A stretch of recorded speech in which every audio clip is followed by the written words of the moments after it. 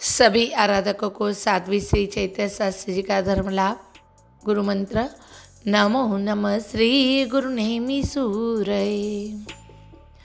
विश्व स्थानक तब के दूसरे पद की यानी कि सिद्ध पद की आदम महिमा गाएंगे।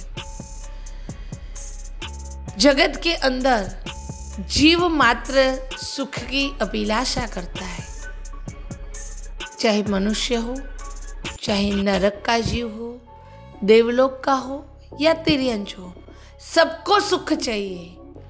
सब अपने अपने विचारों के द्वारा, अपनी विवेक शक्ति के द्वारा, अपनी बुद्धि के माध्यम के द्वारा सुख के लिए मेहनत करते हैं।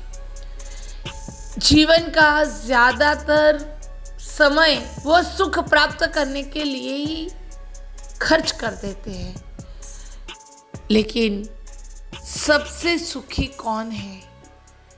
तो सिद्ध आत्मा सबसे सुखी है। उनका सुख ये जगत के सभी सुखों को इकट्ठा कर दे, फिर भी उनका एक दिन का सुख ज्यादा हो जाता है।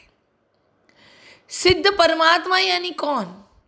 तो जो जन्म मरण के फेरों में से निवृत्त हो चुके हैं, जिनको कोई भी काल की असर नहीं है, जो हमेशा अशरीरी है, यानी कि उनको शरीर संबंधी कोई दुख नहीं है, जिनके आठों आठ कर्म नष्ट हो चुके हैं, ऐसे परम सुखी है सिद्ध परमात्मा है। सिद्ध परमात्मा की आराधना कैसे करें? कौन सी सिद्ध भूमि है? तो देखो, सिद्ध शिला में तो अनेक अनेक अनेक सिद्ध परमात्मा, अनंत सिद्ध परमात्मा विराजमान है।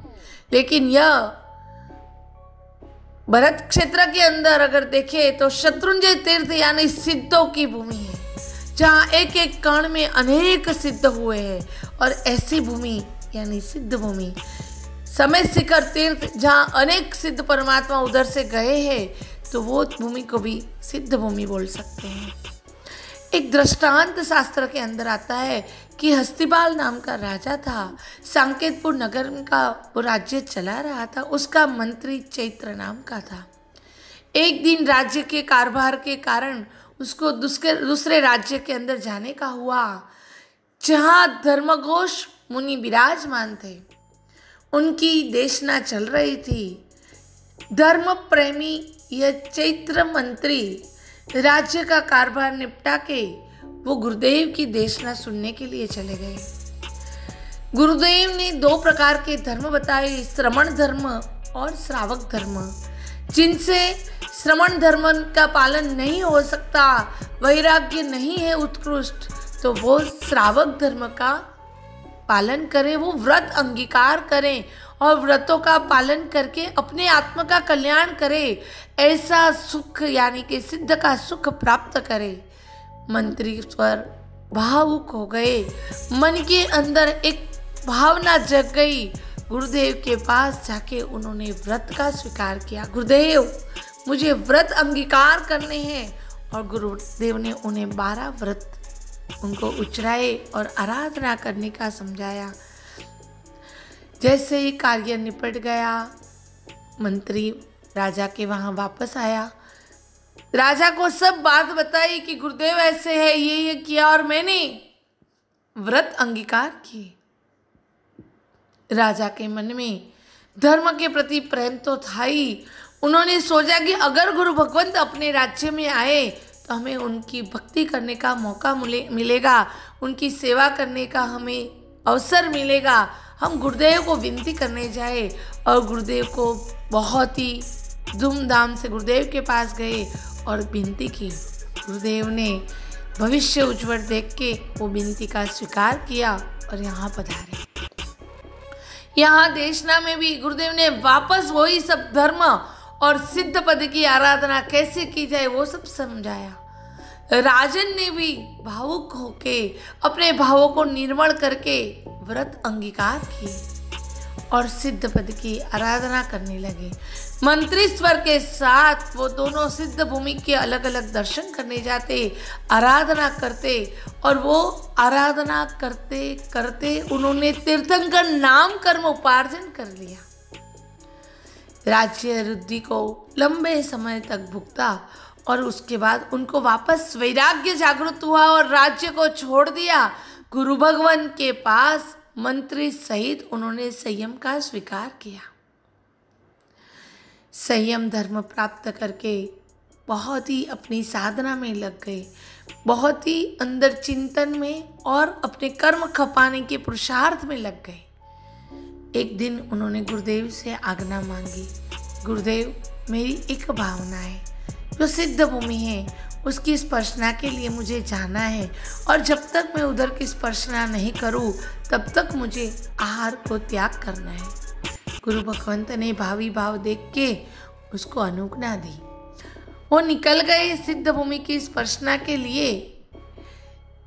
यहाँ इनकी ये दृढ़ संकल्प की बात देवलोक में चर्चित हो गई। एक देव वो परीक्षा करने के लिए नीचे आ गया।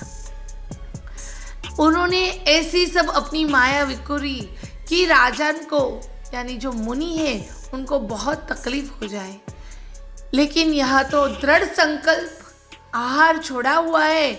जितनी भी तकलीफ आए मन जरा भी विचलित नहीं हो रहा था। थक गया वो देव, हाथ जोड़ के माफ़ी मांगी कि आपको मैंने बहुत तकलीफ दी, इसके लिए क्षमा चाहता हूँ। ऐसा करके देव वापस चला गया। सामान्य इंसान होता तो यहाँ वो लुढ़क जाता, लेकिन ये तो राजन महर्षि और वो तो सिद्ध पद की उत्कृष्ट भाव से आराधना कर रहे थे। वो आगे चलते गए और समय शिखर तीर्थ की स्पर्शना की, महास्पर्शना करके पारणा किया। पारणा करने के बाद लंबे समय तक संयम धर्म की शुद्ध आचरणा करके अच्युत देवलोक में आयुष्य पूर्ण करके पहुँचे। वहाँ से वो महाविद्य क्षेत्र में जाकर तीर्थंकर बनेंगे और वहाँ सिद्ध पद की आराधना करके अंत में सिद्ध शिला में सिद्ध प्रभु बन जाएंगे। यह स्टोरी के द्वारा हमें ये मॉरल है कि चाहे कितना भी सुख क्यों ना हो, लेकिन आराधना सिद्ध पद की करनी है, सब कुछ छोड़ना है, व्रतों का स्वीकार करना है, वैराग्य वासित बनना है और अपने आत्म का कल्याण करना है।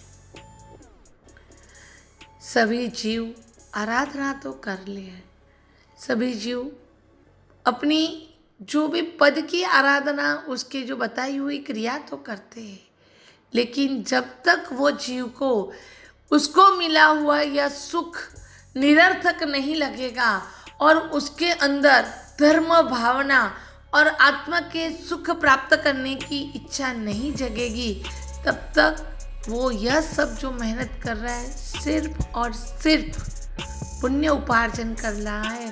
लेकिन जब उसका लक्ष्य सिद्ध के सुख प्राप्त करने का हो जाएगा, तब वो शुद्ध धर्म की आराधना करेगा और सभी आराधक यह पद की आराधना के द्वारा शुद्ध धर्म की आराधना करके लक्ष्य को क्लियर बनाए और जल्द से जल्द सिद्ध पद प्राप्त करने का पुरुषार्थ मजबूत तरीके से करे और अपने आत्मा का कल्याण करे। यही शुभ मंगल भावना के साथ शुभम भवतु।